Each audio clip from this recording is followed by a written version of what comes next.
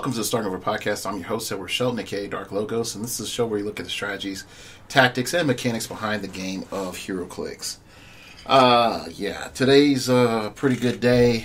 Had some fun with my mom, talking about stuff, and we were talking about various things, and one thing that came up was a conversation I had with a fellow player of mine locally, and my argument of a great comic book would be Batman and Superman talking about race.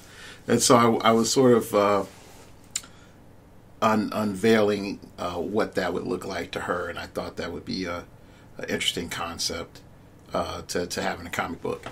But you didn't come here to listen to my musings about racial status in America in terms of comic books. You came to listen to me about heroclix. So today we're going to talk about Avengers Infinity. And I'm going to say something up front. I feel this set is probably slightly better than what I indicated on 2 clicks from KO, but really not that good overall. And I know I just spoke blasphemy. And the reason why I'm saying this is sort of upholding what I said on 2 clicks from KO. I am not impressed with the commons and uncommons. And those should be your groundwork for your set. And instead, when I look at it, I see a lot of just wasted plastic. Now, for sealed, I see some of them being fun, having played the pre-release. But for most of it, I start to question where realistically is this game going, and why am I just not buying on the secondary market? And while WizKids might not care as much about that, they need to really start caring about adding value to the commons, even so much so that it would be a good idea to make your 001 be a common 1.5. Make it better than a common, and on top of that, sort of make it the marquee figure that a lot of other characters key off of or build around. And I would even say you could extend that to 001, 002, and 003. And you can touch your 3 main core sub-themes in the set with your commons, make them slightly better, make them really good, so that I have a reason to dip back into the commons, uncommons, and not just be like, oh, wow, I can have you on my sideboard for some other effect. I need to have a reason to play these figures main force, not just for sideboard, not just for, hey, I needed just another Avenger and this is a dirt cheap one. You know what I mean?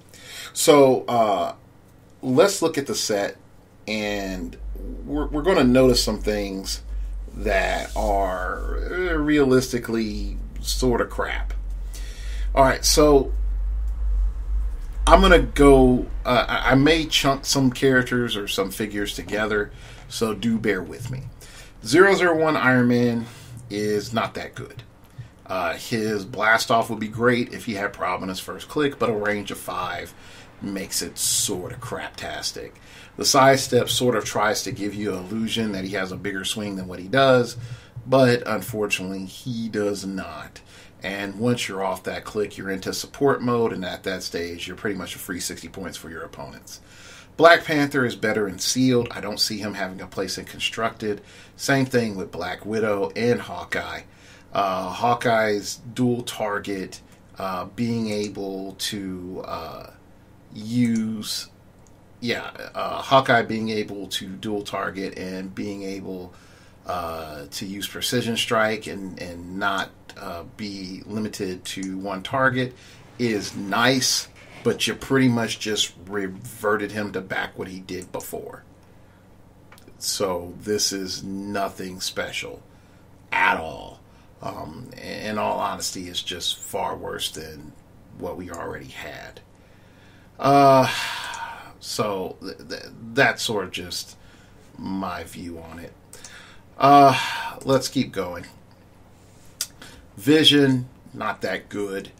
Moondragon, number 6 Moondragon, it's not that good. You've had better Moondragon in Avengers Defenders War than this one. Now, if you are looking for a Avengers TK with Endom, that also can be a taxi, possibly mind controller, and also is good in close combat, you might like Moondragon. But other than that, she's really not that good. Alright, let's keep going. Firefall 7A is not that good. Yeah, he's just not that good. Firefall, the unique, Tarn, wherever his name is better. Good and decent for sealed. Outside of that, I don't see anyone playing him. And the main reason I don't see anyone playing him is he's one outwit away from getting wrecked. And that's the problem for pretty much most of this set, is with such short dials and damage really not. And I'm going to say this, and I said this back during Civil War OP,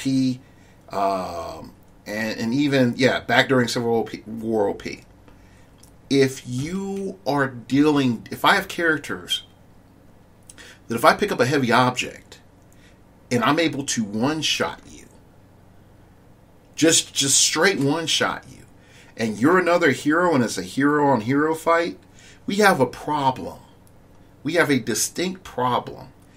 And if invulnerability and toughness are going to start mattering, the dials have to be longer. Giving me massive power concentration does not necessarily mean that I'm getting a better character. Consistent stats does not necessarily mean that I'm getting a better character. For all intents and purposes, you've created a situation, WizKids, where in the modern game, it is so easy to stat bump. It's so easy to negate defenses that shorter clicks are more of a liability. And really, the shorter clicks you are, in all honesty, unless you have stop clicks, you should be a cheaper figure. So paying 75 points for this character is really not bad, but it's a high liability coming in at 75 points. And I can't tell anybody to go and play this in a major tournament. Having fun? Yeah, go have fun. He's great. Pip the Troll, he's meta. He's a hyper taxi that you can put on any team. And then definitely if you're Cosmic in this new era, he can just be like, hey man, Unimind? Yeah, you need to get the hell out of here? Gotcha. Oh, hey guy, you got Battle Fury? Gotcha. And you up and away. So Pip the Troll, probably the best common that we didn't know that we needed. Being limited to Passenger 2, I think keeps him in line with other characters that are similar to him, like Doctor Strange from Avengers Defenders War, and it keeps characters like Doctor Strange still to have value because Pip the Troll is not a support piece. He's not. He's just a taxi. And that's the way I just prefer him to be. Not for any comic book reasons, but again, in this meta, it's easy to just be like, yep, I take away your defense, now I pop you, and for 4, he's dead. Boom. Because no one's running a main attacker that doesn't have at least a printed 4. I mean, come on. So there we go. So let's keep going. Rocket, you can pass on this unless you really need them for an animal team. We have like 80 different other Rocket Raccoons that are better characters than this Rocket. I understand this is like melee, scrappy Rocket, and I get why folks like it, but no, we can do better. Her, now we're starting to get into maybe possibilities. This is actually could be pretty good, depending on how I figure this out. With the 10 points, Cocoon Metamorphosis, I've heard people say, like, look, you can just blast the Cocoon and there's nothing that your opponent can do about it, and that is true.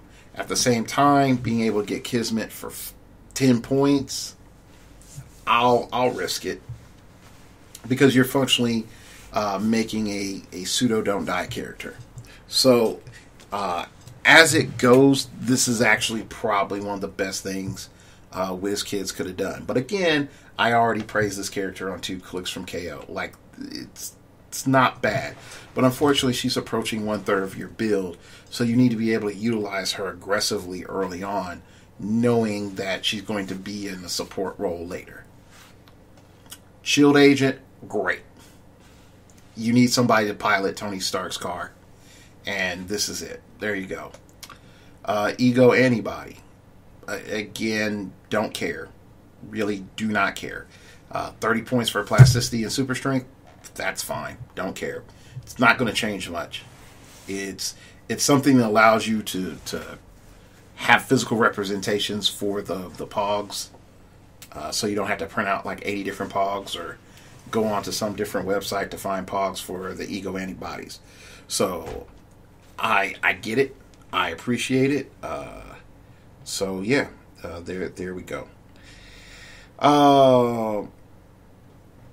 Let's move on. Black Panther 2099. I'm sorry. Again,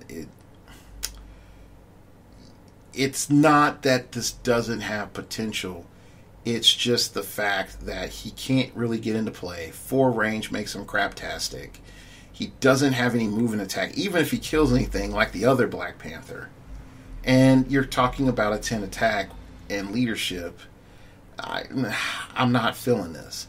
Anti-vision, sort of a similar situation. He can use shape change and stealth. When anti-vision hits a character with Avengers keyword after resolution, give that character an action token. Not bad and sealed, but really when you start trying to talk about a major tournament, he dies. He just dies brutally. It's sad. Okay. Not only that, when you're on your range clicks, you drop down to a 10 attack.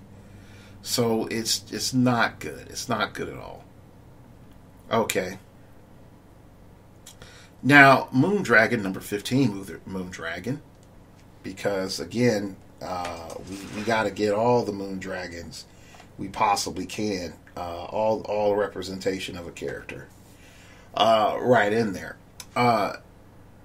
Being able to mind control with 2 targets, and then being able to pass that along with the Infinity Watch gem is not bad. I will say that at 70 points on an Avengers team, she is really okay. She's not good. She's not great. She's okay.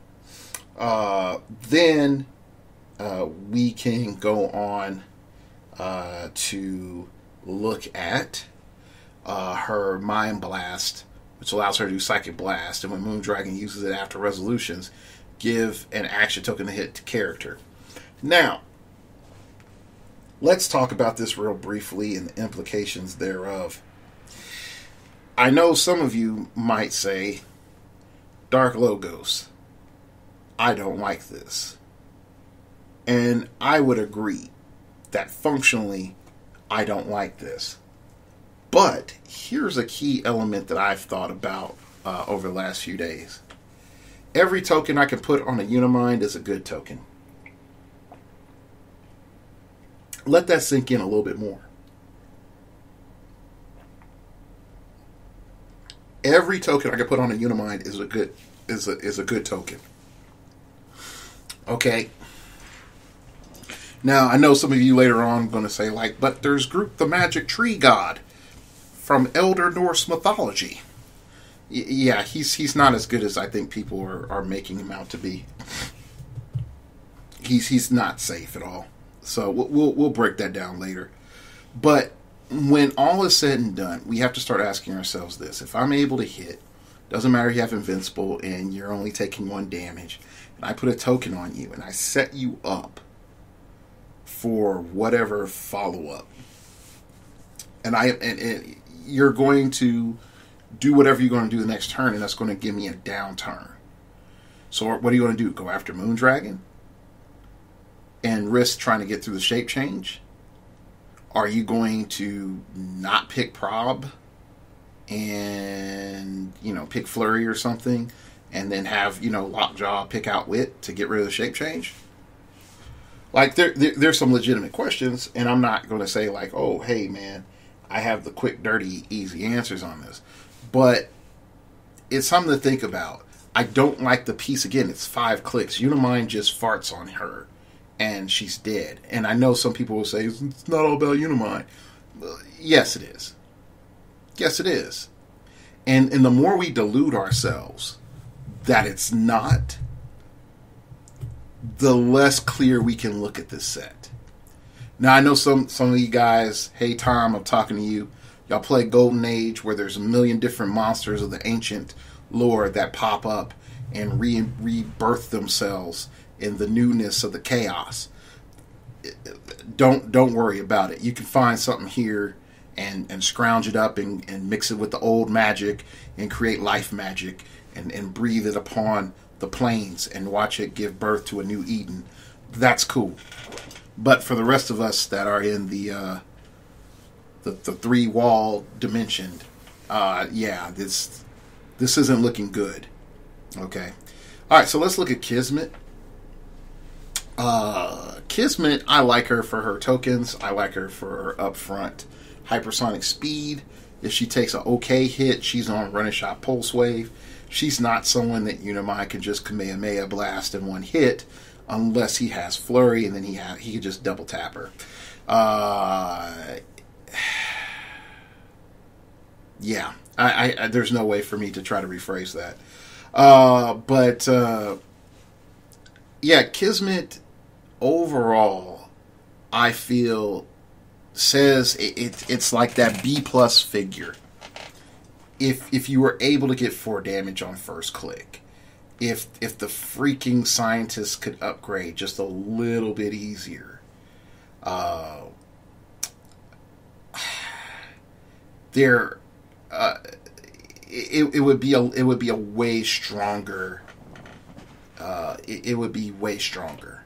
I mean, even if you wanted to say, hey, I'm going to generate 2 Enclave guys, and then I'm going to keep going. I'm going to put myself out there, and then once I get to that end, then hopefully I can flip them all. But they're bound to die before Kismet even gets to her last few clicks, and that's part of the problem. Is that you need Cosmic Enclave needs to be part of the trait, and just require for her to take damage or something for Cosmic Enclave to go off. But yeah, Cosmic Enclave is crap. I hate it. I love the Pogs. I love what they're trying to do. But to give me that on the back end and make me pay so much, and then I finally get to use it when I'm almost dead? No. That's stupid. That's not fun. That's not fun at all. Okay, let's keep going. Nick Fury Jr., 75 points, running shot, battlesuit kill mode, penetrating psychic blast. When Nick Fury damages an opposing character after a resolution, you may remove an action token from Nick Fury. But we get that after he has running shot. Let's look at his damage special power. Let's kick some butt boldly. Leadership. When Nick Fury uses it and succeeds, instead remove an action token from other friendly characters with a shield keyword within 4 squares. Now, here's the thing. If you swap these special powers where they're at, guess what? They make sense. And guess what? You have a good figure. But because the powers are where they're at, you have a mediocre figure. Now, here's the thing. Alright, and then I really want to make this clear. Why, oh why am I happy that you've given me a power to use Psychic Blast and potentially take tokens off myself when most of the time I'm doing 2 damage? Except on my last click, where I finally get running shot, but I'm a 16 defense, and I finally get a 3 damage. This is the design problem stuff that I'm looking at. And I know the click before last has 3 damage too. But you need running shot, that power, and 3 damage. Really. The leadership, it's okay. It's not horrible. It's okay. But preferably, I would need it after I've lost running shot. Like, hey guys, start surrounding me so I don't die. You know. Tigra.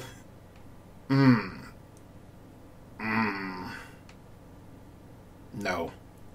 Like Casino. I don't want to have like Casino charge.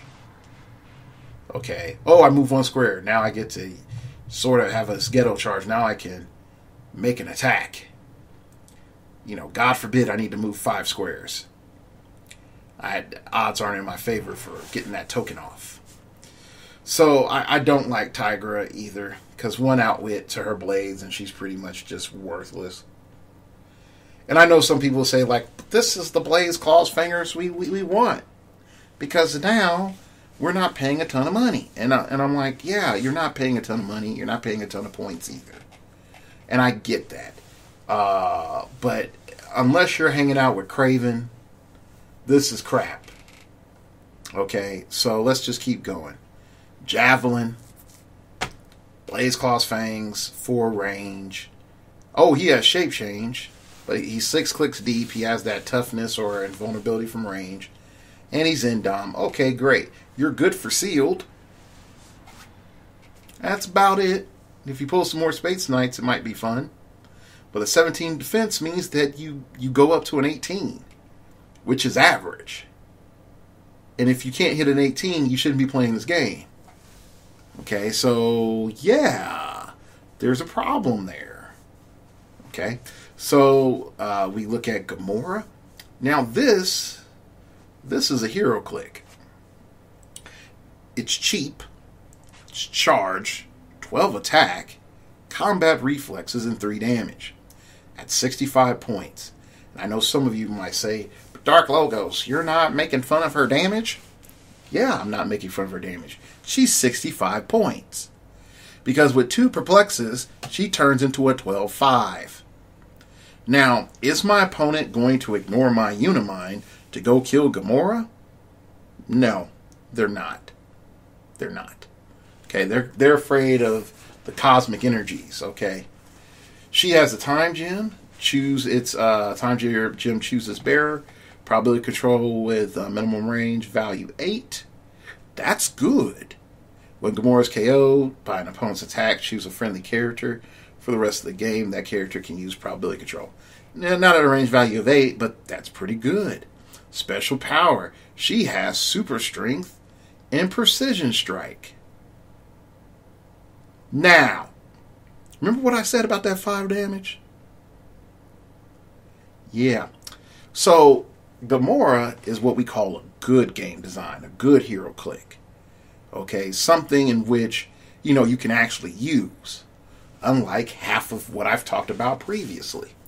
I know I previously had a rule that I don't talk about stuff that's bad.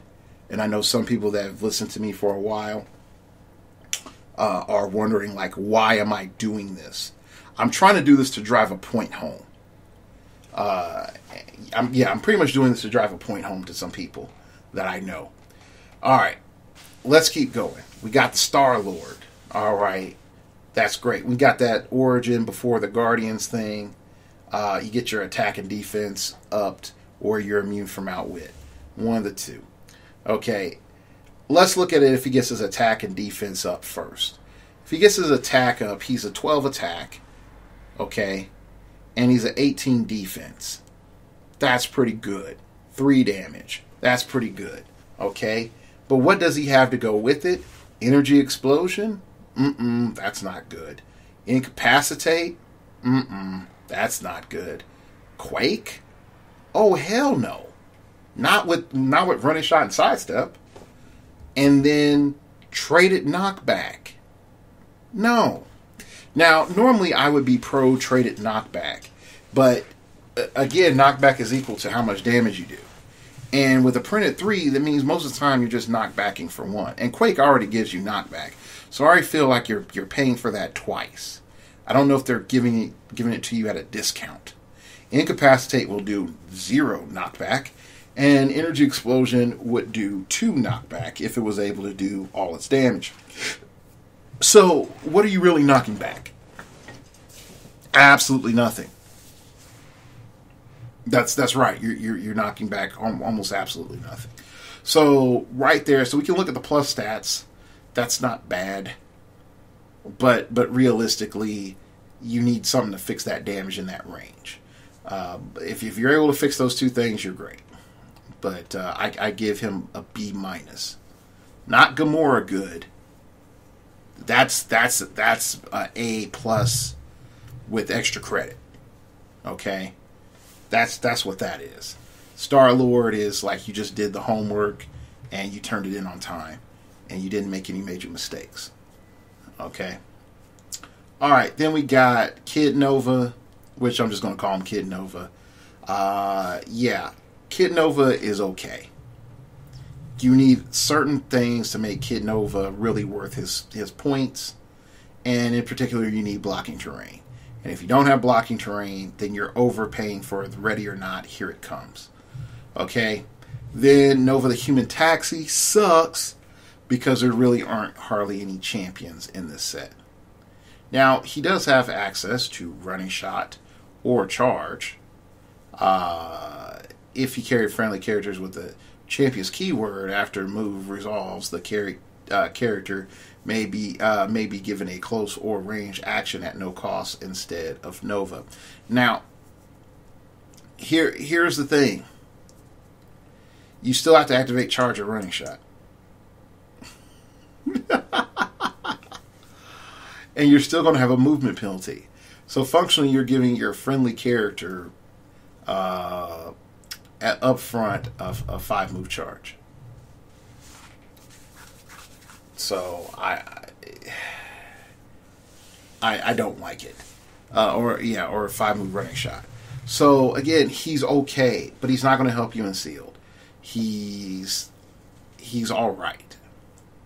Venom Space Knight, you hurt my feelings because I love that Venom, and they just sort of made him craptastic. The only thing that they did for him in this set to make you have, like, not fully regret that you got him in your booster is that they gave him Space Knight keyword, they gave him Guardians keyword, Spider-Man family keyword, and Thunderbolts. They gave him all the good keywords so that when you play him on a team in Modern or Golden, you can sort of like wash this horrible taste out your mouth with other stuff that's good. Okay, 5 range is crap. It's crap. Even if you're trying to readjust the game to make 6 range average, 5 range is crap. Give him 6 range.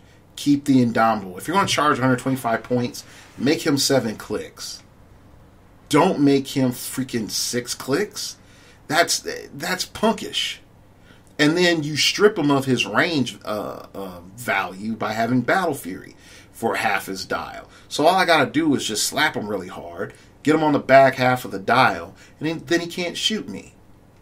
So you need to just up his range, take off this little 25 cents you put on there, make him 100 points, take away the steel energy, take away 1 click of blades. You're fine. You're completely fine, and you can justify him having 6 range and 100 points. Okay, She-Hulk. It's just a waste of plastic. Let's just keep on going. All right, now we're looking at the rares. Now I want it to be said how negative I've been on the commons and uncommons. Okay, I just want to make that clear. And I'm not just saying like being a dick to be a dick. But realistically, I've given legit reasons why most of this stuff's crap. And it's not playable with the current format. And this is one major reason why blocking needs to exist in this game. Because it would be one thing to say, like, pretend that this is in a vacuum. And it's another to say, like, look, you got to deal with all these things for the next 2 years and everything else we have planned. So when I look at some characters and I want some freaking options, I want a reason to play Venom Space Knight. I want a reason to play She-Hulk. I want a reason to play Kismet. I want a reason to play Iron Man. And that version of Iron Man instead of the 18 other versions of Iron Man that you've already given me. And most of which are average to craptastic. Okay? I need a reason to care. And it's not just the fact I've played the game for so long that I've seen so many iterations of these characters. It's just the fact that with all of the rebalancing that they're trying to do, it's like they're throwing things in the dark, trying to see what says ouch, and then saying we're not going to throw in that direction and not know what freaking spoke to them or know what they hit. So let's look at Thor. Thor is a novelty. Imagine that you had Iron Pharaoh, but then he wasn't as good. This is pretty much what you have with Thor. It's Iron Pharaoh, but not as good. There you go. Now, this has more potential in Golden Age than Modern Age, and Call Down the Lightning is fun. But in all honesty, again, like I said, this is not a good. It's not a great Thor. You have so many good Thors in the last year that you can play that there's no reason to play this Thor.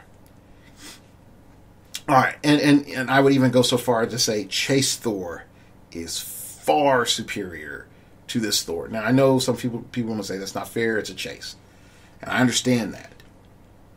But again, give me a reason.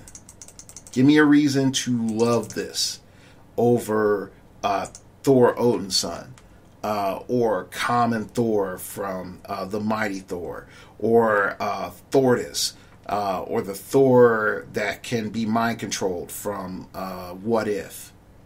Give me a reason to care. You have not given me a reason to care, WizKids.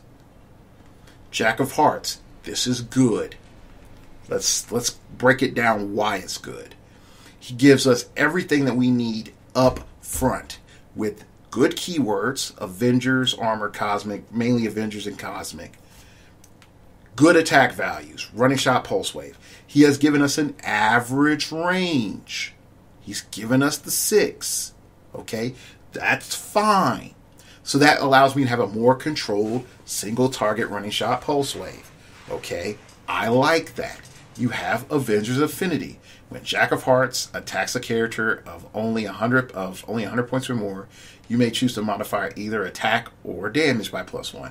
I forgot that when I was fighting the Thanos, but it didn't matter. Okay, this is good. I have a stat bump built into my guy. I can choose to either have plus attack or plus damage. That's great. 0 fluid expulsion. Pulse wave. When Jack of Heart uses it after resolution, you may place him adjacent to the hit character. Wow! I can sort of move my guy afterward and sort of position him, and I can use Jack of Hearts as a tie-up piece. You have given me something different and given me a reason to care. Thank you, WizKids. There we go. So when we look at the second half of the dial, when he doesn't have the magical pulse wave, that trait has value. Oh, there's regen at the end. So, maybe, just maybe if I get knocked there, I could get back up. I can get back to my first click of pulse wave. My third click of pulse wave. Yeah, that's great. So, I wish that more of the set looked like Jack of Hearts instead of like Thor. Or let me rephrase it. Thor, that's not fair. Let's say She-Hulk. Let's say She-Hulk. That is fair. All right, let's move on down. Next up is Star Fox. He has the Eternal keyword. it's the key word that keeps on giving the Unimind. He has the Avengers Infinity trait. Then he has the You Don't Want to Do This trait, which gives him mind control, and Star Fox uses it after a resolution. Give a hit character pheromone token, removing it from anywhere else. A character with a pheromone token can't make an attack unless it began that turn with no action tokens. When a character with the pheromone token is attacked, remove the pheromone token. So it's okay. But when you have attack value of a 9, yeah, that's really not that good. All right, so Maxam. Yeah, Maxam.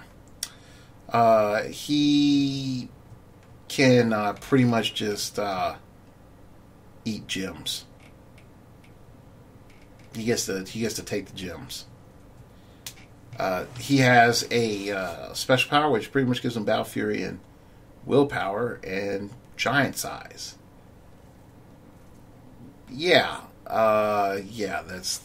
That's amusing. So overall, good for sealed, not good for anything else.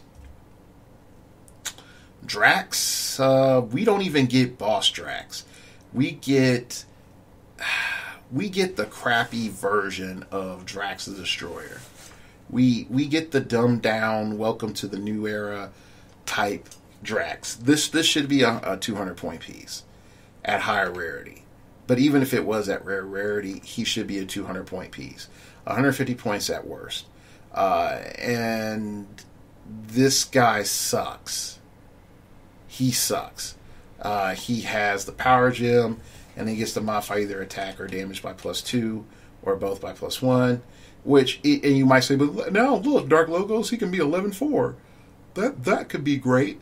But again, I could easily just say, give me that trait and give me, Before the Guardians trait. And boom, now we're talking.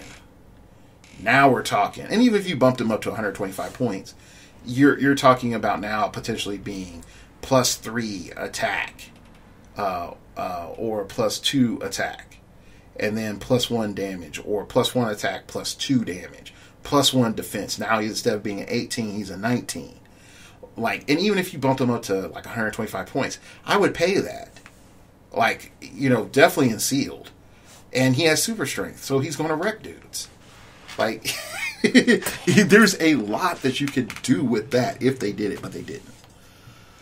So, yay. This incarnation's a bit brain damaged. Battle Fury Drax has protected outwit in opposing perplex, which really doesn't do him much good. Now, I know some of you might say, but Dark Logos, you gotta slug through that. Or just get him to click 3 and then dance around him while you just slowly chip him away. I recommend that option. Terminator, hasta la vista, baby. Let's just leave it at that. He's not that good. And I know some of people say, but the Space Knights. No, he's not that good. He's 5 clicks and 5 range. And you have Psychic Blast. And you have phasing and no running shot. That's a bad idea. Now let's talk about Nova. Now some of my boys call Nova a trap. And not like a Trap King or a Trap Queen or the other trap that won't be named. But this is, I find him interesting. For Modern, he's in that B league. He wants to hang out with the cool kids, but really can't do it. And the share through the world mind, this is the one thing I do appreciate with WizKids. You paid it forward for us. They've been playing for a while. They have a bunch of Nova core characters. Thank you. I appreciate this. Now, giving him a bunch of Empower, I'm like, Timmy, what were you doing? Why? Why? You just gave him a ton of Empower. Did you read Annihilation Wave? Did you even read that? Like, no. Like, give me stuff that allows me, give me a special power that allows me to just keep running, gunning, blasting people, and knocking them back. Give me something where I can charge up and then like unleash a huge blast of damage on everybody, but I hurt myself. Sort of like Black Bolt from Chaos War or whatever set that was. The double power action pulse wave Black Bolt. Give me something like that, where I'm like, oh yeah, that's Nova. That's the Nova I remember. That's the one that I paid the big bucks to go play with and read in the comic books. But overall, like I said, he's a B+. Like, you know, he's a trap. But if you don't pull anything better in Sealed, then yeah. But for the game, just don't play him. There's not enough to really keep him in. I feel like there's not enough to keep him on top.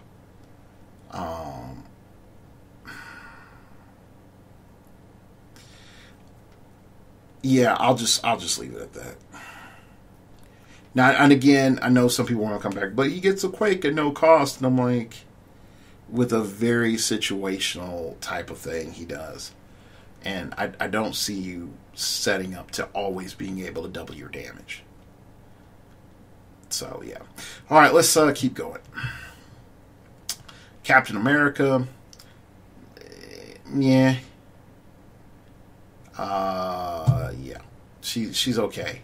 At 100 points, again, it's a different character. It's another incarnation of Captain America. So, yeah, like, I could play with it. I can see it in Sealed. I can imagine it in my dreams. But other than that, I don't really see the value in that Captain America in the long run. All right. Next up is Iron Patriot, which is like a crappy version of Peace Machine. So there you go. Now, I will say this. I do want to see how this combines with the title Captain America. Now, that is something. I do not understand how this Iron Patriot came into existence in the comics, but unfortunately it came into reality under this era of WizKids. So sorry for you, and my condolences. Alright, so let's talk about the man. This is the thing that I feel that more than likely is going to make us start to re-examine things. And I know some of you are like, oh, how are we going to re-examine things, Dark Logos? It's tricky. Now, I will hold on and say, yes, my assessment of Unimind can one-shot him is still in play. I am not delusional in that. Okay? But what I do feel is that there is enough potential there that Unimind may not be able to hit him at all. Ding, ding, ding. Let the round begin. Alright, first off, we have his +1. Even in the face of Creed genocide, we can't become murderers. When a friendly character uses Force Blast, Incapacitate, or Smoke Cloud during a costed action this turn, after resolutions, remove an action token from them. Now, welcome to the new era where Incapacitate becomes meta. Now, same thing with Smoke Cloud. Now, there's a lot to go down here. But let's just say this. In my team, if I'm able to incorporate Force Blast as a costed action, and there's more than one way of doing that, I could just take a token off And I also could potentially like lock you down, knock you back, or push you in smoke cloud where you probably can't come and get me if you're grounded, because then you have to stop on the smoke cloud. Or if you're firing from the smoke cloud, you're -1 attack. So to use that as my +1, and I have incapacitate as Captain America, that's really, really good. That's tasty. Okay? Now, leadership also good because you have Avengers, you have Cosmic, you have, and I did not stutter. I said Cosmic. So him and the Lockjaw can hang out, and Lockjaw can be America's fighting force for freedom. K9. He has soldier and he has warrior. Okay, he's got a lot of goodness. So we can't sleep on that. Then we have we need to imprison them, not kill them. Barrier as a free action. When Captain America Principal uses it, place up to 8 blocking terrain markers. So here's what happened. I hit you with incapacitate, and then I proceeded to put you in a cage. Oh, you have 1 action token? All right. Or you better yet, I would say it's like, okay, I put 2 action tokens on you. I don't even need to put you in a cage. I put the rest of your team in a cage. What are you going to do then? Because with 8 blocking terrain markers, you can capture 2 characters. Definitively. Okay, so I lock the 1 down, and I barrier in the other 2. Good luck. Good luck with that. -4, diplomacy may fail, but not trying is admitting defeat. Free. If no character has made an attack this turn until your next turn, characters can't make attacks except using incapacitate. This includes friendlies. Hey man, were you about to die? Is time running out? Was 5 minutes called? And you're a little bit worried. And you know your opponent's Unimind's about to flurry you and beat you down so bad, like a hammer does a nail. -4. -4. Now, I know some people are going to be like, Dark Logos, this figure is not very aggressive like the other figures that are title characters. And I will say, you know what? You're right. This character has more in line with Title Harley and Title Joker than Thor Odinson or Doctor Strange Earth Guardian. Okay? I'll be honest about that. Hell, in the wrong hands, it's nowhere close to being as good as Whilst the Heart of the Avengers, which that chick is straight broke. And I don't mean lack of funds, because she's going to cost you some money. Okay? This is a heavy control. This is a stupid, heavy control. This control piece is almost absurd. Now, I know some of you might say, I don't think it's at that level. And I would tell you, yes, it is at that level. Okay? Now, let's just sort of take a moment to break this down. And I know I have some teammates working on some various different tech, and I'm not going to yield any of the cool things that they thought of. But let's just take something that I've thought of, because I can sacrifice my stuff. It's my show. Look at Nightshade.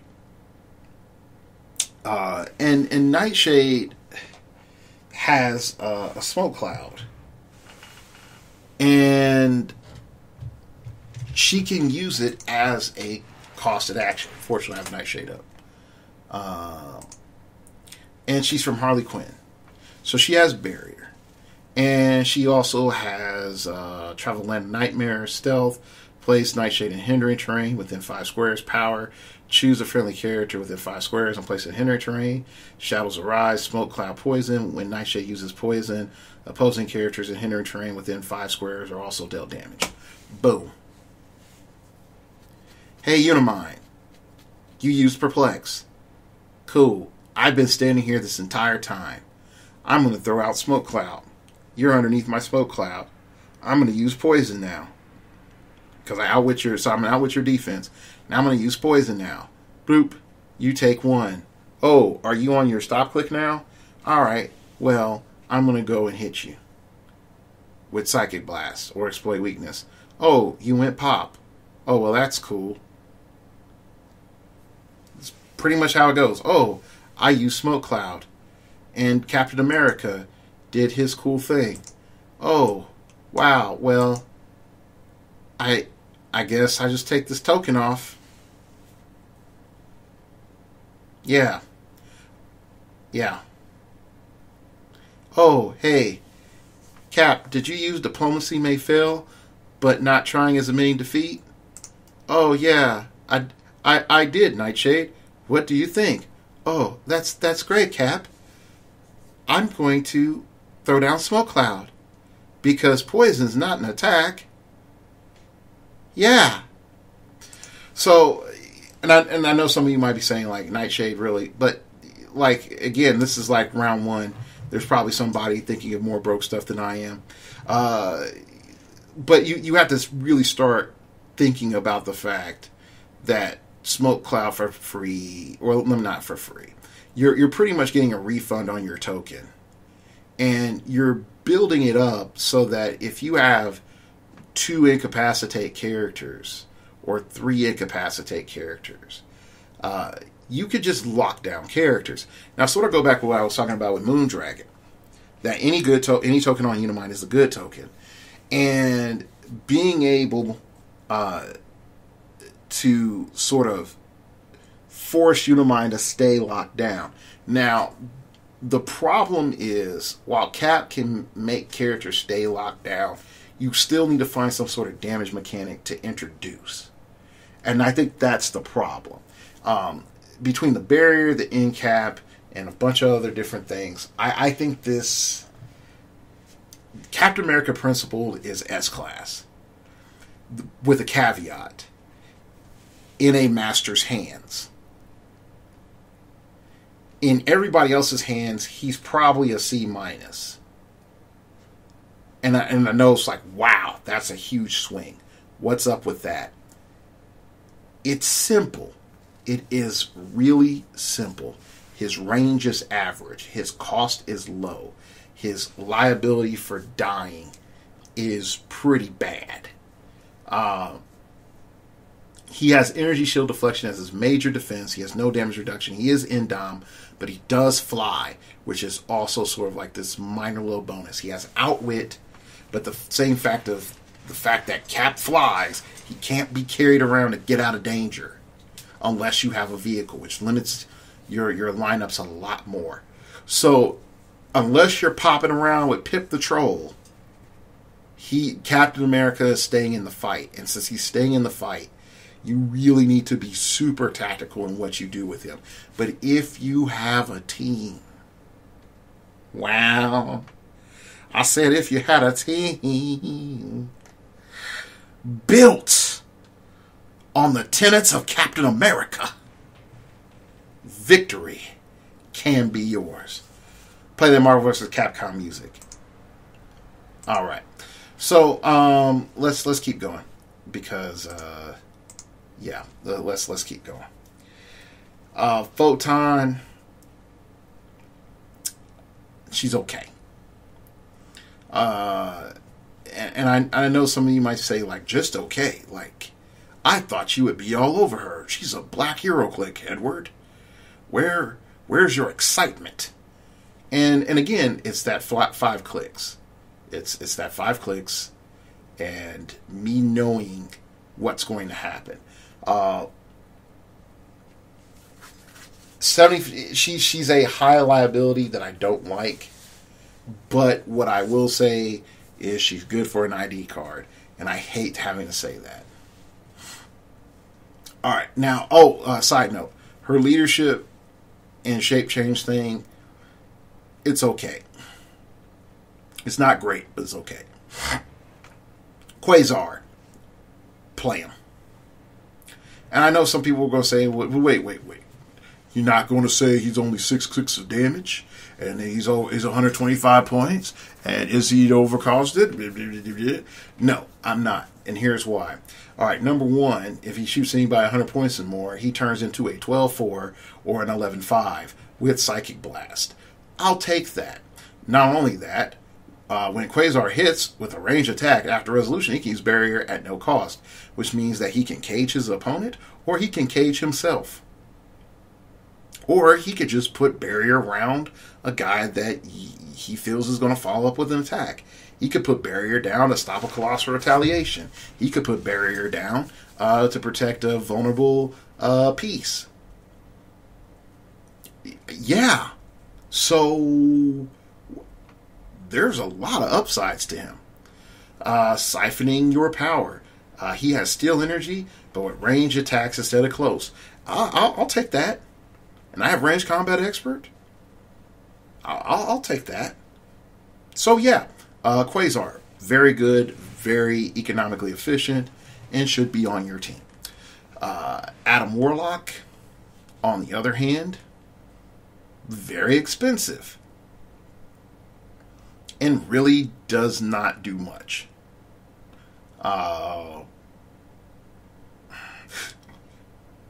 And I can get why someone could say, it's like, wait, Dark Logos, he has these karma tokens, and these karma tokens could be huge. And my argument, my follow-up argument is, okay, so he stacks you up full of karma tokens. Okay, how many karma tokens will the average character take? 2? Maybe 3. 3 is pushing it, because if I hit you with 4 damage 3 times, you're more than likely dead. That figure is more than likely dead. And if it hasn't done anything before then more than likely I just wasted my points. So what we're really looking at is you're probably going to get 1 karma token, or at best 2 karma tokens. If I have Invincible at that time, I'm pretty much just saying screw you. If I have Shifting Focus, I pretty much just said screw you. So with the way the rules are right now, if this was unavoidable damage, then yes, you would have something. But the fact that it's penetrating damage is not really that good. Outside of Eternity and Chaos, free, you get Outwit free, choose an opposing character within range and line of fire until your next turn. That character can't use Protected Outwit, and its power loses Protected Outwit. Now, here's the thing. This would be great if this was on first click. This would be great if I had an 11 attack with it early on. But it's not. The only chance I have it with this power is on click 3. And that's not good, because it's too easy to knock someone past that click. Okay. So I like I said, I think Adam Warlock's bad not to play him. Next up is Cosmo, and I really gotta say, Cosmo is great. He has Annihilator's keyword, which is a great keyword. Guardians of the Galaxy, Animal, and Cosmic. He's winning on the keyword side. He has TK. He has Outwit. He has Mind Control. He can target more than one character with Mind Control and modify his attack by +1 when using it. Look, on click 2, he has Incapacitate. So him and Captain America are good friends as well. You have a Loud Brain on click 2, 3, and 4. Just being able to say, yo, man, you can't use power actions because I said so. And you just have to be within range, not even line of fire. So, yeah. Cosmo, meta, up there. He has just about everything that you need in a 300-point game. Now, I know some people might say, well, hey, he's 70 points. He's a little soft.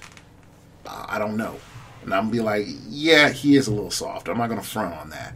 But his upfront click 1 and his click 2 is insane support. It just is. It's the best thing that you're going to do to rival a Lockjaw. You just are. So, dogfights. Promoted by Not Starting Over Podcast. Alright, so Golden Skull. I like it for only one reason. And it matters if it's unique or not, and I don't know if it is. Your special power, Perplex, Leadership, adjacent for characters, modify attack by +1. You're just able to stack that. This isn't a unique modifier. And since it's not a unique modifier, that makes the whole affair using it that much of a bigger deal. And I know some people might say, like, wait, what is he talking about? Here's the thing. You have a 50-point support that can use Perplex, that can use Leadership, and you're primarily using it with the armor or future keyword. You can get 2 Deathbot bystanders, okay, at the beginning of the game. And so if you roll with two of them, you'll have 4 Deathbot bystander tokens at the beginning of the game, which they're okay. They're not magic. You know, they're not singing Kumbaya either, but they're not magic. And then you're just able to sit behind your big guys and just be like, yeah, we modify everybody that's next to us attack by +1, including ourselves. So now we are 11 attacks. We're going to perplex up our damage. So now we're 11 threes. Or we're going to perplex up our defenses, or we're going to perplex up our main guy's defense, or our main guy's attack or damage, or whatever else. Like, having 2 golden skulls seems stupid, but if you have a armor or future keyworded team, 2 of them are insanely powerful. Now, I know some folks will say, so Dark Logos, are you going to say that they're A+ meta too? And I would say no, they are B+ meta until we have a game changer from the armor or future keyword. Now, if you could give me a game changer in modern age that has armor or future keyword that I can build a solid team around, a golden skull or 2 golden skulls that can beat Unimind, then yes, we have a contender. Until then, no. This is B+. This is okay. All right, so let's keep going. Starshine, no, just no. It's no. Just have fun with your Space Knights. That's the only reason I would say you would play it if you want to have a super taxi for your Space Knights. That's the only reason. Now, I do know there is another Starshine with hypersonic speed. Now, that one's good. That one's actually good. Supreme Ore. I sold one on eBay. Supreme Ore, I will be honest with you, is not good. His real name is Supreme Intelligence, which I didn't know. I guess this is Supreme Intelligence before he got fat. He got a real fat head, really. Oh, buddy. Bad jokes. Dark Logos, man. I got to upgrade the joke game. I need to use that rule of 3. But anyway, if you're playing a Kree team, that's the only reason why you would play them. All right, Unseen. Now, I've heard various things on Unseen, and I will leave it at this. There's people that say he's good, and there's people that say he's crap. I say that he is okay. He's a B-. Now, I know some people are like, oh, Dark Logos, you betrayed our camp. Why, oh why did you say that he was a B minus when you know that he's great or he's crap? But let's break it down. He gets phasing teleport stealth, and after he uses phasing teleport, he can pretty much use stealth for free. Before I only knew your larger misdeeds, now I witnessed them. That's just sort of creepy. He has a unique modifier on Colossal Tiles, which in the modern game is pretty good, but here's the problem. You can't guarantee that your opponent's going to have a Colossal Retaliator. He has super senses and succeeds on 4 through 6, so he has pretty much 50-50 super senses. And he has outwit and probability control with 18 defenses. Now, I know some folks will say, like, wait, no Watcher's Eye? Well, and that's what the outwit is, I think, right now. But he isn't really a silver bullet to anything. He's just sort of a mega utility. And when you understand him as a mega utility, then you start to realize the other problem is that because he doesn't fly and because he doesn't offer any like actual damage output or an actual control, like, let me rephrase that, a hard control like incapacitate or barrier, he's a liability. And so he can be taken out. So I understand why people like him and don't like him. But overall, I think he's okay. Then we have Fancy Pose Wasp, number 44. She's running shot, precision strikes, super senses, outwit, for range, 70 points. And then she has this trait, I pin particles in my blood, red room training in my mind. Shape change. When she uses it and succeeds after resolutions, the attacker is dealt 1 penetrating damage. There we go. I like that. That you have brilliant tactical mind. You get it started on click 2. She gets perplexed. When Wasp uses it to target herself, she may instead choose to modify the same combat value, except damage, on each friendly character with the Avengers keyword within range and line of fire. I like that too. It makes her like Yellow Jacket, except slightly worse than Yellow Jacket, but it makes her like Yellow Jacket. So overall, I gotta give it up. This Wasp is not bad. Alright, so we're going to go through chases. And I'm going to go through them just real quick, say yay or nay. Thor, yay. He's just good. 12-4. You can use him as a cannon. You can use him as a melee piece. Either or, he's great. Moondragon, nay. Just nay. Not good enough. Okay, Tigra, you better have Kraven Prime. Star Fox, welcome to the Unimind. That's pretty much all I got to say. Photon, people believe she's going to do something. I feel she's the boogie woman in the night for all your overdrive teams. And I feel like she might actually make people start to drop overdrive, which is good. I'll say that again, which is good. Because overdrive was pretty much not heavily threatened unless you had something that, in all honesty, just moved objects around. So, with Mr. Nobody going away, you probably want to have some threat to overdrive teams. Quasar. Played him. He's not bad. I'll give him a yay. Okay?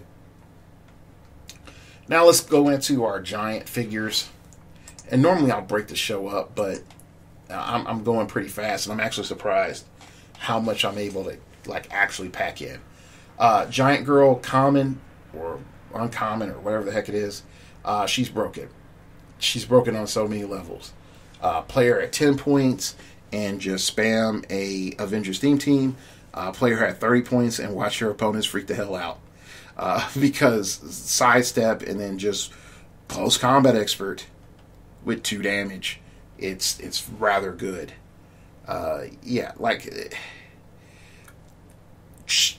playing multiples of her, I feel, is the big problem that's going to come out.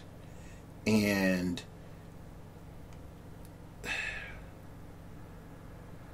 I'll say this right now. This piece has the potential to be the beginning of a threat to Unimind in a straight dogfight. Okay? And I say it like this. If a player is not paying attention, they'll think that she has colossal indifference, and they'll let her walk all the way up there and then whap them. Whap them really good. Not whack. Whap. Whap them. Okay? Whap. Okay?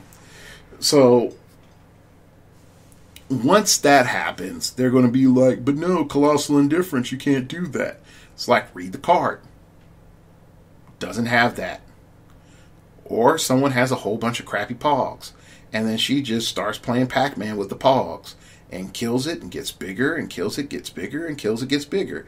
And eventually, you're going to have to do a ton of damage to Giant Girl, and your opponent only invested 10, 20, 30, 40 points in her. Okay? So there's that. I also see her being this, hey, guess what? I'm gonna throw her 10 points down your throat, and so she's got 10 movement, charge, plus giant reach, which means she functionally has like a 8 swing, okay, with a 10 attack, 3 damage. I'm going to force you to deal with her, and then I'm going to have like 2 sooters in the background. And if you try to go for sooter, Giant Girl's going to come at you. If you try to deal with the Giant Girls and you hurt them, Sooter is going to come and kill your Unimind. Pure and simple. I think there is a lot to be looked at here. Am I the man to crack the code? Maybe. I'll take that challenge. But realistically, this is the game changer.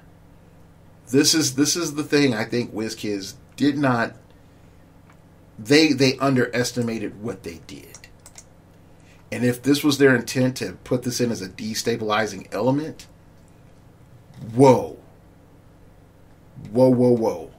Because this is the common that we need. Okay? Alright, flying car, craptastic. There's not even a click of running shot.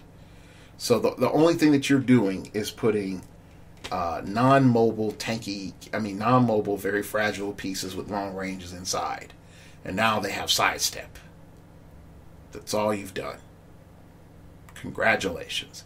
I will endorse this at 40 points, and I will endorse it as terrain, but that's it. Kree Sentry, baller at 75 points. All your options are good. All of them. I'm not so much a fan of the poison one, but you can figure out something to do with that. Hulk. Scary.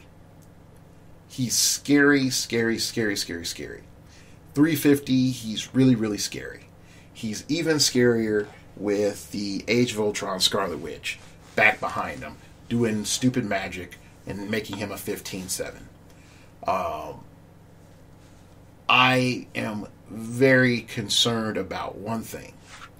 And that one thing is, even though he has the ability to just pretty much like blow through everything and, well, let me phrase that, blow through most things and land some critical hits on his opponent, and he can make it so that most folks literally cannot hide from Hulk.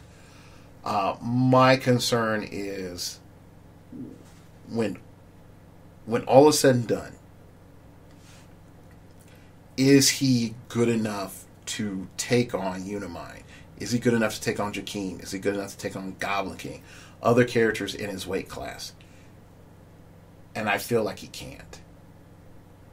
And that's really frustrating to me, considering how much you're going to end up paying for him. But overall, he's pretty stupid strong. Doom Buggy, potentially abusive if you crack the code. And this is the thing that I believe the Doom Buggy will provide. Something broken, and it's this: beachcombing gives you charge. This thing is 6 clicks deep for 30 points. Okay, this thing is 6 clicks deep for 30 points. Okay, that is stupid. Plus, you have Passenger 1. You can put in a very, very, very decent melee attacker inside and make people regret having to deal with the buggy. So I give the buggy a A+. I think it has a potential to disrupt some things, but I'm not quite sure how much it is. All right. Devil Dinosaur and Moon Girl, that's not meta. Jakar, I know some people will say, like, we're underestimating Jakar. I get it. I really do. But I think that Jakar is just really not that good. He's not. His numbers aren't there from a damage perspective. And no one's playing him at 350. 125, I would love to have a conversation about that, but not on this show. All right. Kronos, he's not showing up with Unimind. I'll tell you that much. I'll tell you that much. He's not that good. He's not. Wasp, part of the Avengers. There we go. Now, this is where a different conversation sort of kicks in. And that is, how balanced are title characters? Because this chick is not balanced. This chick is unbalanced in so many ways. I know MetaLab has talked about the quadruple Colossal retaliation, gang thuggery that you can do with Wasp, the Heart of the Avengers. And I'm going to give them credit for that. I heard it there first, even though I have PJ on my team and I heard it from him, so technically I heard it from the MetaLab first. Or did the world hear from Phoenix Nest first? Ooh. No, it was really the MetaLab. So there we go. So let's start off. The plot +1 plot point, free each time opposing character is hit this turn. After resolutions, modify that character's defense by -1. So that's really great after you've Colossal Retaliation the following turn when you're still there. Then you have another +1 plot point. Try picking on someone your own size, which is pretty much Colossal Retaliation without it being Colossal Retaliation. And if you go after a Colossal, you have a +2 attack. Yeah. That's really good, guy. That's really good. Okay. Then you have -3 plot points, which is, hey, pin particles, which, again, you can use after you've Colossal Retaliated on the following turn. And say, hey, Sutter, they punched me, man. Come over here. Oh, Sutter Colossal Retaliates. Boom. Okay, Sutter, I'm going to make you tiny now. Oh, but the Fire Sword's not done yet. Oh, okay, finish your Fire Sword. Fire Sword. Boom. And then Sutter gets tiny again. He's like, Fire Sword! And hits Unimind and kills him. That's pretty much what happens.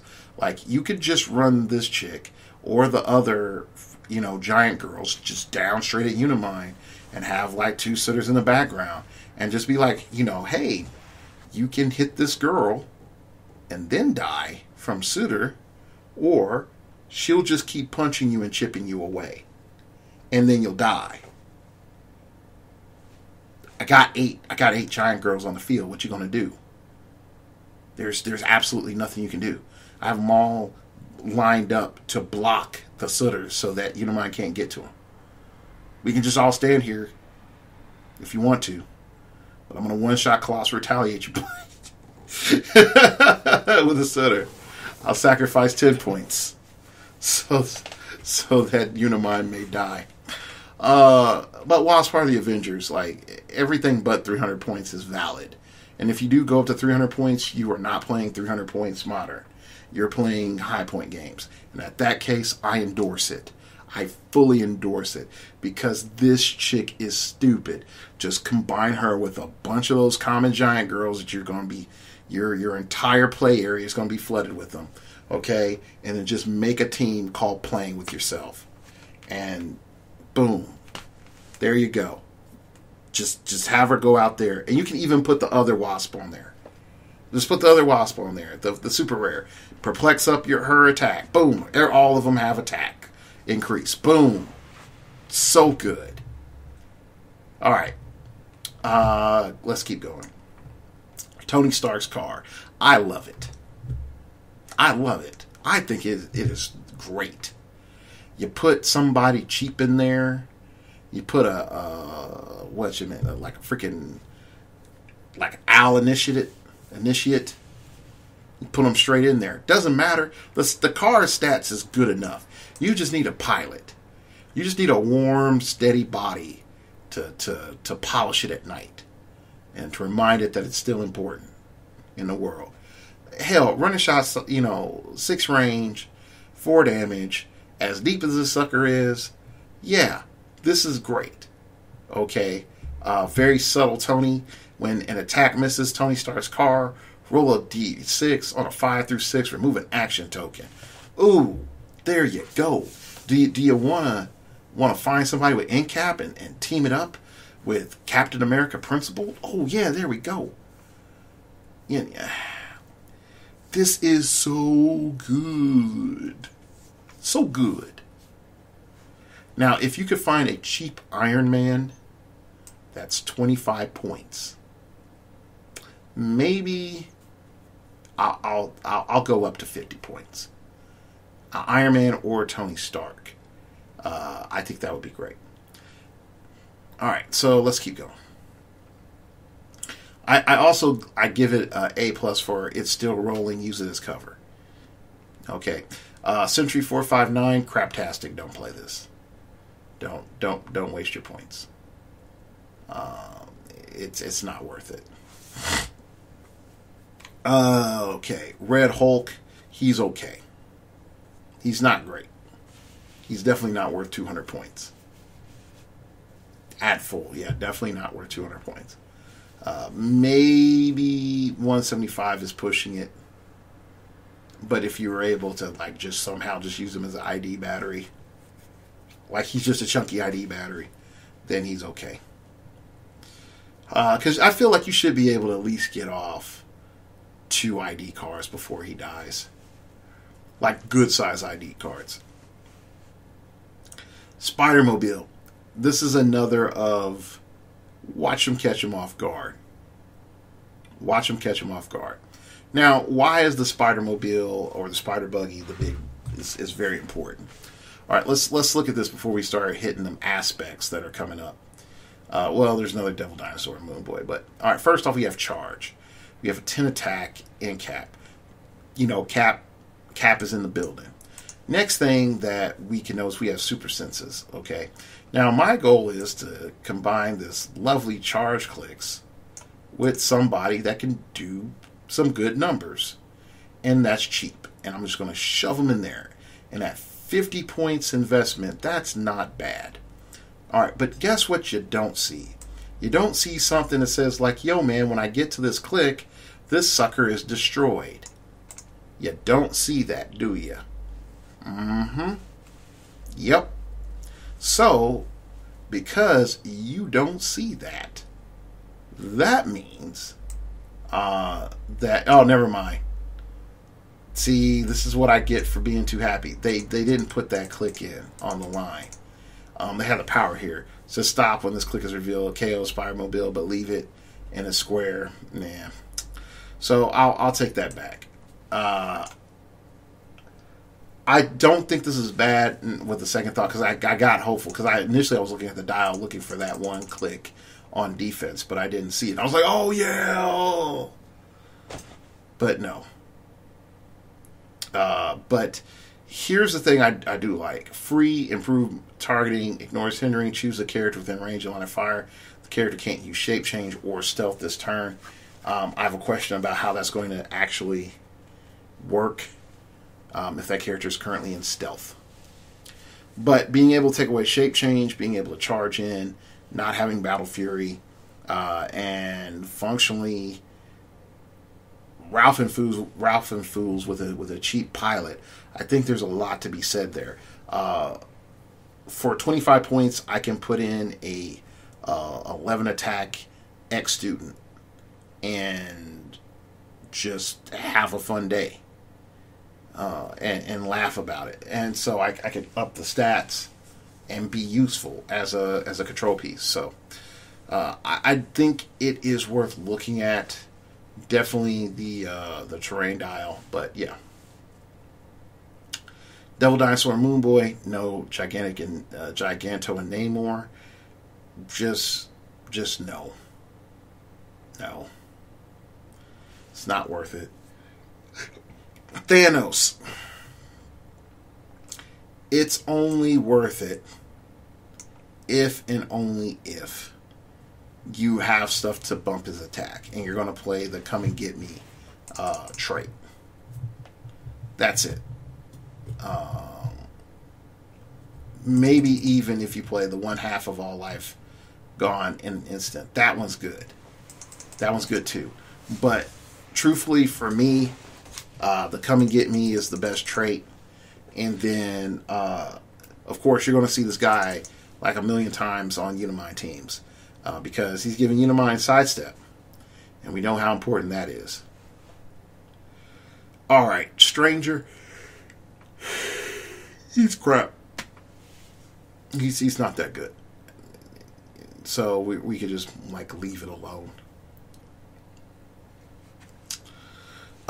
Ego Prime, I like him, but most people are going to hate him. And pretty much Lockjaw just eliminated his place in the game. Because you're competing against Lockjaw at that low point dial, and he just can't compete on the Cosmic team. Mystical, he might find a place, but I don't think so. Alright. Lord Chaos and Master Order. Maybe. I really say that as it's a maybe. The point values at 225, I don't see you carrying. I think you're going to have to play a high point, 1,000 point game before they actually have a place. Infinity, yay, spatial manipulation out the butt. There's potential here. I think the problem comes in at 75 points. Infinity does not have a high enough attack value to my liking. But Infinity has enough gimmick built inside the kit that I feel like it has potential. So the bin space thing, phasing, teleport, sidestep, adjacent friendly characters have free. Place this character in another adjacent, in another square adjacent to Infinity. I think that has a really good way of hiding characters away, and it also presents situations where you can get literally the jump on your opponent with a 3-move sidestep. Where I think Infinity is going to start having problems is trying to get that attack up. And at an 18 defense, Infinity, she's going to just get shot at. I'm talking about low clicks. And she only really has a defense worth a darn on her top click. The rest of it is okay. The damage values are okay. 75 points is the one that you're going to see the most, and I feel like potentially it can be the most abusive, but realistically, I think maybe I think you'll see Infinity and high level play maybe like every 1 in 25 to 30 players. currently right now. Maybe 1 to 25, 30 players, which means it can show up in an event, but you're probably not going to see a whole lot of them saturated. Oh, man. Eternity. This character is the theme team filler. Does your theme team not have standard prob? Play Eternity. I think that this figure plays a little bit better than Infinity because of its support role, but at the same time, I will not lie, it's still fragile. So you have to be very careful when playing Eternity. So, yeah.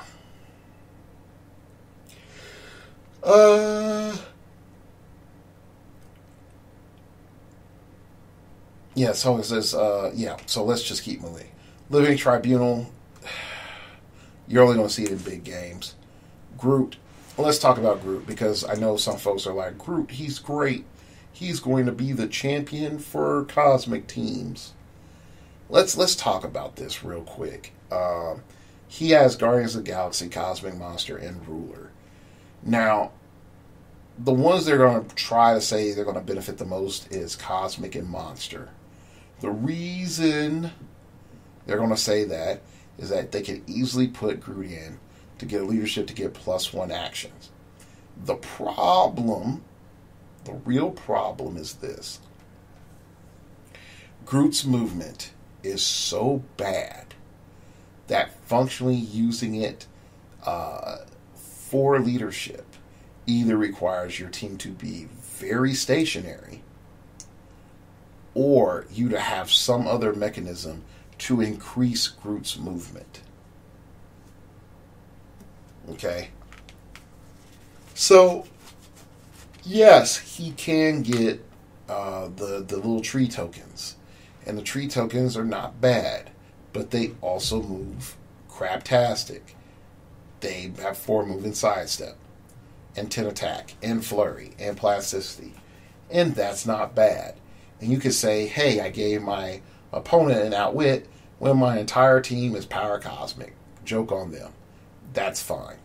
But again, we have to ask ourselves, am I going to Colossal retaliate with Groot?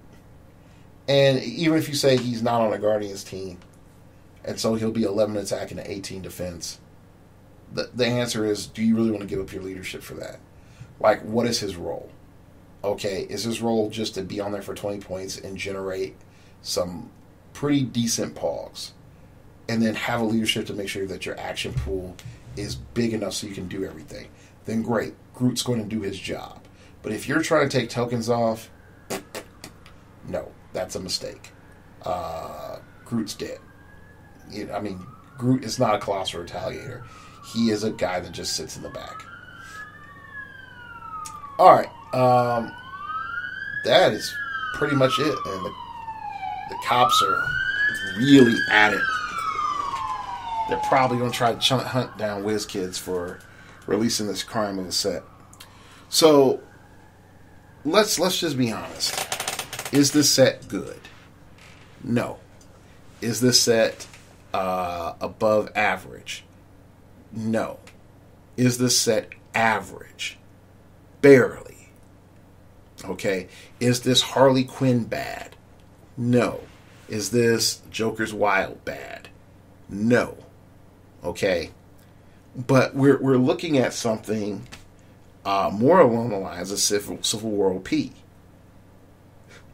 Looking at that set, there were some things in there we just sort of scratch our heads and being like, the math doesn't line up with where the game's going. And be like, what's WizKids doing?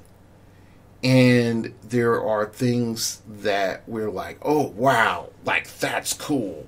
That's awesome. I like that. Did you see that? Yeah, that's great. Oh, man. Oh, I'm going to get that. And I feel that if we were able to ask WizKids, what was the basis of this, they were just like, we just want to make some characters that we thought were sort of thematic, make make it sort of fun, make characters ooh and ah at things that they thought would never exist, and give everyone sort of this pseudo Thor Ragnarok psychedelic space adventure. And that's what they've done. They have the Space Knights, they have the Guardians of the Galaxy, they have the cosmic aspects, they have all of these things that make you say, this is sort of cool. And if I was constantly on acid when I was playing heroclix, I would have a lot of fun. Okay? But because I'm not on acid and the cool colors of the powers don't automatically entertain me, and I have to look at this as a rational critique, functionally, this set does very little. It does very little. And we can delude ourselves with the big, oh, look, Unimind got better with the Chase Star Fox and with the Thanos. And we can say, ooh, look, here's this other scary, little piece that Dark Logos talked about. This could be good. That Cosmo. Oh, look at Quasar. He could be good. And that Captain America Principled, he can be abusive. Okay? We can say all that. But when the truth is really said, and we ask ourselves this, if someone was holding a gun to a family member you care about's head and said, you got to go to a major tournament and make top 8 with over half of your force coming from the set, and you couldn't play Unimind, I know a lot of us would be scrambling and thinking and praying to try to figure stuff out. But most of us would probably resign. There's a good chance our loved one would die. Okay? So we can delude ourselves and say, like, oh, look, the set's good. I can be competitive with it. And a lot of it, and I have to be honest, a lot of my critique of why I feel like the set isn't good is from 3 major things. Okay? Number 1, Unimind exists, and you gave him access to Flurry through Star Fox. You freaking stupid idiots. And then on top of that, there are other elements that makes that thing way, way, way more abusive. And takes out a ton of things out of the game. Okay? So that's one right there. Number 2, the game still has not balanced itself for having an average of 3 damage on most characters. Yes, you're able to get over Impervious. Yes, you're able to get past Invincible. But when you start to shorten dials, it doesn't matter. Because eventually I'm going to get you off of the first 2 clicks of Invincible and then your toughness. Or I'm going to get you off the first 2 clicks of Invincible and, oh, you're invulnerable? Okay, well, I got Psychic Blast now. You're dead. I Psychic Blast you for 3. You're dead. With the short dials that WizKids is producing, it's the same questions I had back during the Civil War storyline OP. There are too many characters that can one-shot characters in this set. And they're just like the same thing I said. It's like there were too many characters in Civil War OP that could one-shot the last 3 characters. The last 3 characters in the last 3 sets really easily. Okay?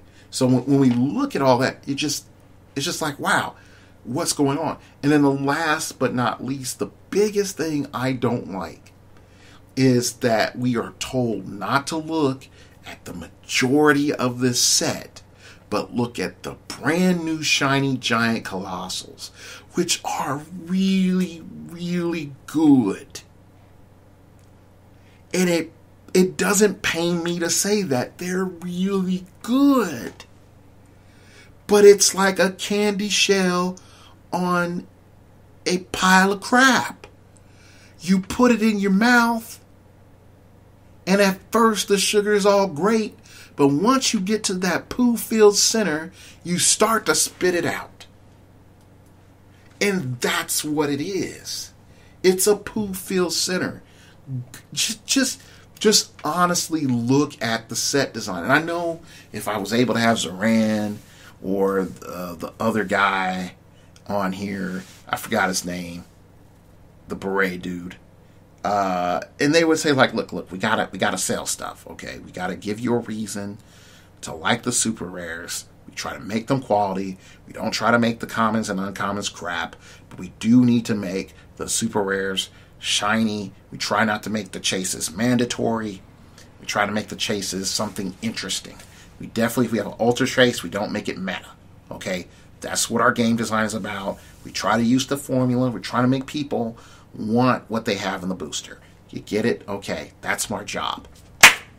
Okay, that's what they would tell us. But the honest truth is there is no reason. There's no reason why my commons can't be good. I'm not saying that they need to slay chases all day, but there's no reason why my commons can't be good. There shouldn't be a reason why I should look through over 2/3 of the commons and be like, you don't have a role for me in the game at all. You know, same thing with my uncommons. It's a little bit better going into the rares, but even still, there's a lot of stuff there. I'm like, nah, I don't need that. Okay, and I keep seeing this same trend repeated over and over and over and over and over again. And the only one that sort of disrupted was Thor. Now, here's the kicker. If Unimind did not exist, everything would be great. Everything would be great. We nerfed Jakeem. We nerfed Goblin King. To get Power Cosmic on Goblin King, you have to play him at full. Boom. To get shape change on shape change and a damage reduction on Jakeem, you have to pick up an object, which limits your object selection. Plus, it limits your prime selection. Boom. Oh, I introduce characters that say you can't pick this. I introduce characters that take the powers that you pick and give it to other characters. I introduce characters that damage you when you pick a power. Boom. Okay, that's great. That's completely fine. But the fact that you have to make a ruling to make Darwin OP to try to bring Unimind in check lets you know the main problem. The main problem is Unimind shouldn't exist. Pure and simple. Now you come back to me and you say, Edward, hey, dude, we see where you're coming from. We're sorry that you're pissed. Okay? If we took Unimind out the game, how would you rate the set? And I would say, honestly, you know what? It's above average. It's a B-. Maybe even close to a solid B. If you gave me another couple of days to look at it, maybe find some other little tricks. Okay? Maybe I could start, looking at things and coming up with some different conclusions. But the honest truth is, why am I going to play Vision if I have Shifting Focus Vision? Why am I going to play this Moondragon when I have way better Moondragons in my commons? Firefall is interesting, but not good. Pip the Troll, I'm playing him because he's good. Rocket, why am I playing this Rocket instead of another Blaze Claw's Fingers? Shield Agent, functionally, he's not bad. I actually like Shield Agent. Okay. The Ego Antibody, I get it. 30 points, he's solid. But I know the main reason why he exists. Okay, the Black Panther, why am I playing him when I have Shifting Focus Black Panther that has better stats and better options? Okay, again, I'm back with Moondragon again. Why am I playing this number 15 Moondragon?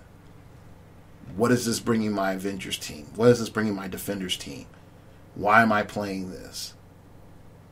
Nick Fury, why am I playing him? Javelin, why am I playing him? Star-Lord, why am I playing him? Nova, Venom, She-Hulk, why am I playing them? Why am I choosing to go to them? And that's sort of like the silent, request that I want to echo in the back of WizKids' minds, is when you make these things outside of a sealed environment, why am I playing them? Why am I returning to them? Why are they an investment in my collection? Why is it that I have to think twice when I trade it? Or when I trade my extra one, I'm like, hey, this character has value. This character is good. What's my selling point? Because, if I'm looking at WizKids, business model, they want me to keep buying blind. They want me to trade with my friends. We all sort of get together and we all have this hodgepodge of collections. They don't care about the collector anymore. They don't care about the meta player from an economic perspective outside of getting us to go to WKOs. And even then, they're trying to primarily make us play sealed. So what is it? Why do I care? Why should I care about these pieces? And if the only reason I care about these pieces is that I love them as characters and I don't love what's on the dial, then I'm sorry, you're starting to lose me as a customer. And the rest of us should honestly ask ourselves this: how many other games are poorly designed like this that are still successful?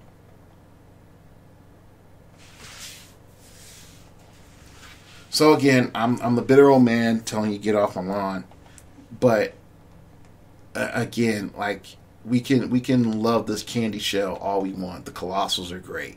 They're fun. They'll make you feel all types of things inside. But real talk, when we look at the meat and potatoes of the set, how much of it would you really play? How much of it would you really play? And I could tell you, I'll be hard pressed outside of the Colossal giant figures to play 15 figures from this set.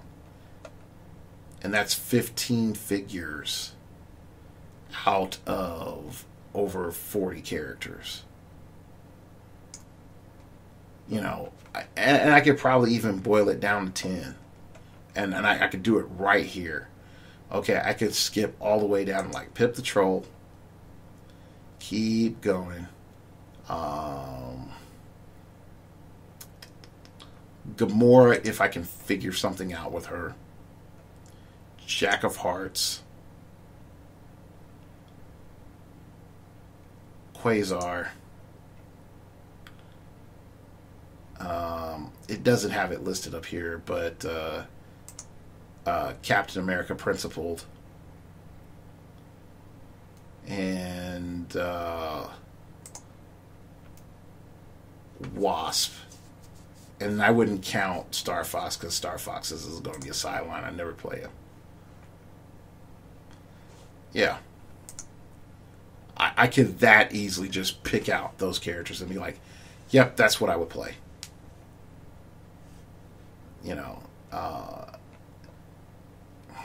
I could say Golden Skull, maybe. Just maybe, if I could find something else in the future. But it's not a day one buy. So, anyway, that's it for today's show. You can follow me on Twitter at StartOverPod. It came from outer space and told me, man, get some sleep. You can email me at startingoverpodcast@gmail.com.